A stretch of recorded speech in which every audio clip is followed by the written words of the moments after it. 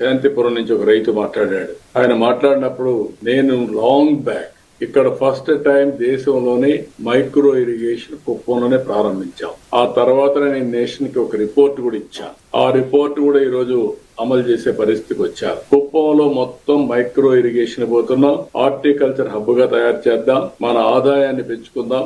అందరూ natural farming పోతే ఇంకా ఎక్కువ ఆదాయం వచ్చే అవకాశం వస్తుంది. అది కూడా మనం చేస్తామని చెప్పి నేను మీకు తెలియజేస్తున్నా. ఇంకొక పక్కన ఎప్పటి నుంచో మనకు వాటర్ షార్టేజ్ ఉండేది, చాలా సమస్యలు ఉండేటివి, ఎప్పుడు కరువు వచ్చేది, తాగడానికి కూడా నీళ్లు ఇబ్బంది వచ్చేది. ఈసారి అది కూడా పరిష్కారం చేశాం. అందరి నీవా ఎక్కడి నుంచి అంటే మనం చూస్తే 700 కిలోమీటర్లు తీసుకొచ్చి దగ్గర ఎక్కడ ఏ చెరువుకు ఇబ్బంది లేకుండా నీటి ఇచ్చే పరిస్థితికి వచ్చాం. భవిష్యత్తులో ఇంక కుప్పంలో డ్రింకింగ్ వాటర్ గానీ, సాగునీరు సమస్య గానీ, ఇండస్ట్రియల్ నీటి సమస్య గానీ ఉండే అవకాశం ఉండదు.